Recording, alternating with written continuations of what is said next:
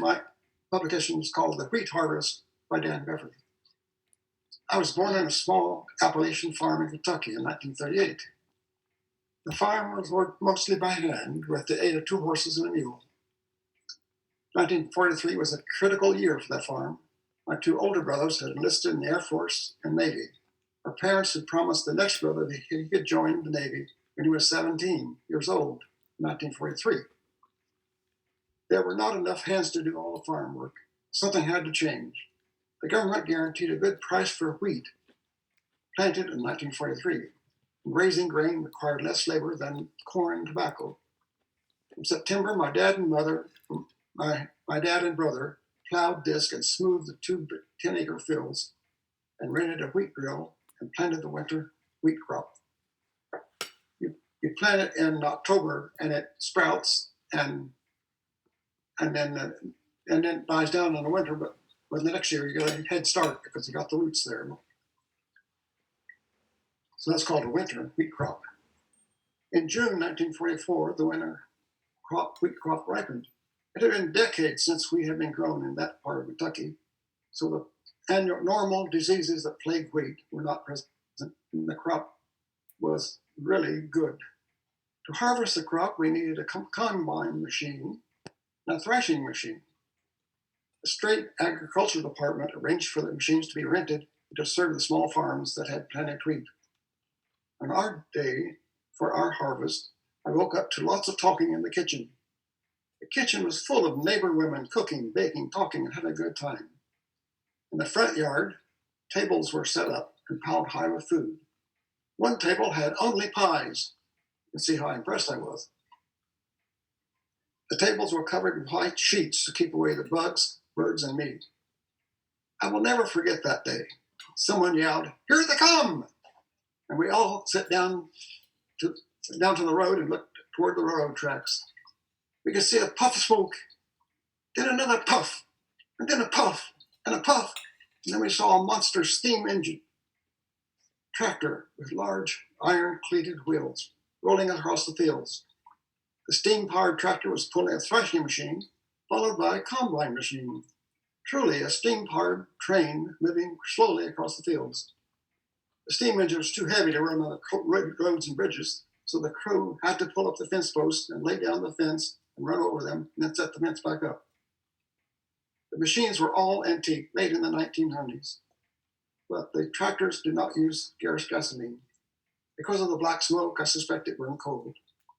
If it were not for the war, those antique machines would not have been used. First, the steam tractor machine stopped at the edge of the wheat field, and the combine machine was attached. The 2 horses attached to it, and it started combining the wheat in the middle of the fields, while everyone else sat down and they feasted on the food. The combine machine was developed about 1840 and did 3 operations. It mows the stalk of grain, gathered the stalks into a bundle, and tied the bundle with a straw, and dropped it on the ground. This was all done to minimize the grain shaken loose from the stalks. This was all done very gently, just barely, because if you shook it, the grains would fall off. After the center of the field was combined, the tractor crew towed the threshing machine to the center of the field and moved the tractor some distance away from the thresher, connected a long power drive belt between the steam engine and the threshing machine. The 1-cylinder steam engine was rotating slowly at each stroke of the large cylinder. A big puff of smoke came out of the stack and was sent up to the sky, and the ground shook from the thumb. I can remember it, even now. The ground would actually throb when every time the cylinder turned. Our neighbors used their own wagons and teamed together the sheaves of wheat for the field and lined up at the threshing machine. The sheaves were tossed in the hopper, and the thresher made a wonderful noise as it blew out dust and straw to the side and a flow of wheat grains at the bottom. The wheat flow was continuous. It consisted of a wide duct connection with a diverter depper. Each duct outlet had a feed sack strapped to it, and as wheat filled one sack, that depper was switched, and the feed sack was removed and tied off, and an empty sack clamped onto the duct. By the time the new sack was attached to the duct, the other sack was full. The process continued until all the wheat was harvested. Filled sacks were piled in wagons and hauled to the grain elevator about 4 miles away for storage and shipping by train.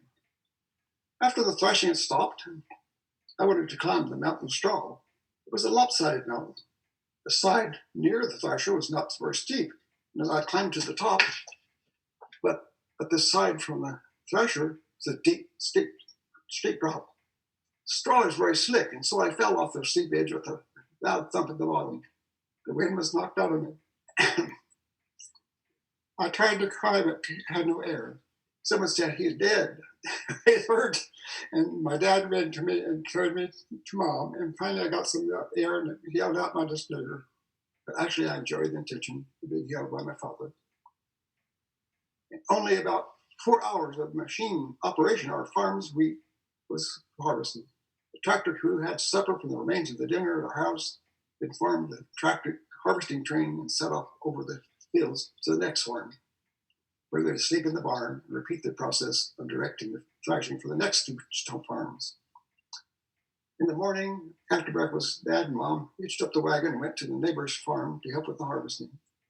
The wheat crop was the first time that farm had made a good income for the year, but not enough to keep us in the farm. Soon we moved to Cincinnati. The moving van was an old truck from the 1920s. The driver, Dad, and I rode in the front of the truck. Mom and my sister rode outside on the couch facing backwards. Facing backwards is a good idea. Mom could get a last look at the place where she and Dad had spent 16 good years of hard work. It must have been a sad parting for her. Dad was sitting next to the truck window and was talking to the horses as we drove slowly down along. The horse was keeping up with the truck until they came to the end of the field and had to stop. And he stopped. My father was sobbing with his face in his hands. For 16 good years, Dad and the two horses had been a farm team. Even a 6-year-old boy could see the love and longing between a man and his horses. And so ended my family's life on the farm.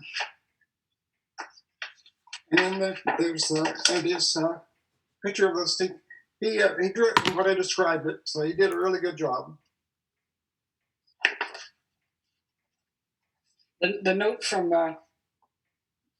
the senior center is, after a rural childhood and school years in suburban Cincinnati, I found Yellow Springs very soon after college. Even though our family followed jobs to distant cities, we always came back to this just right town. The illustration is by my son, Andy Beverly. Yep.